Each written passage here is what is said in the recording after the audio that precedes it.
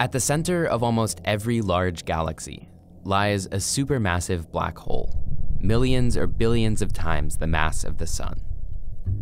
When two galaxies merge, their black holes enter a dance, spiraling inward toward an eventual collision.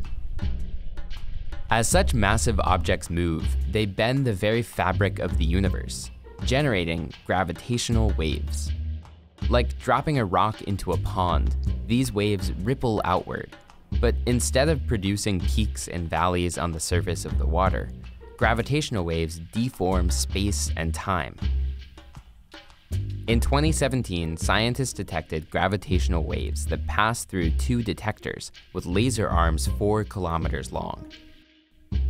The ripples in space-time changed the way the laser beams overlapped, which was picked up by a super-sensitive detector.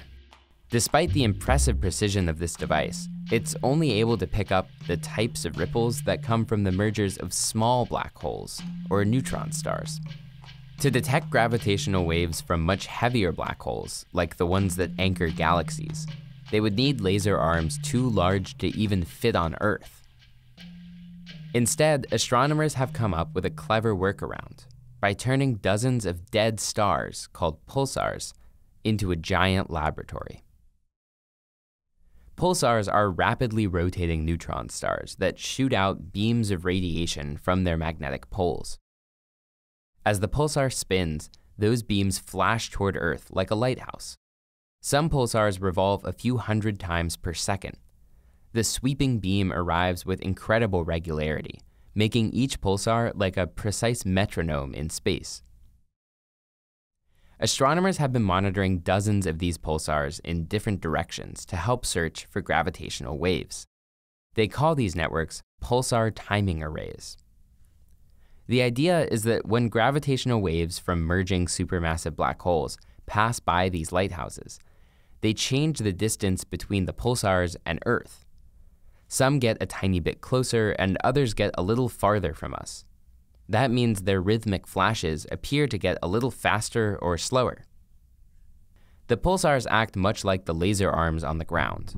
The difference between when we expect the flashes to arrive and when they are actually detected is the signal of gravitational waves. Because the pulsars are so distant, the light has to travel much farther than it does in the lasers. That means this method should be sensitive to gravitational waves with longer wavelengths, like those from supermassive black holes. Identifying a specific black hole pair with this technique is really difficult. So the first objective is to find the background hum of all the supermassive black holes combined, the so-called gravitational wave background. In January 2021, scientists announced the first evidence for such a hum, but they haven't been able to prove it's actually from the gravitational wave background. Several pulsar timing arrays are currently hunting for a telltale pattern in the hum that would allow them to claim their detection. If the search proves successful, nature's lighthouses could help illuminate some of the darkest, most mysterious objects in the cosmos.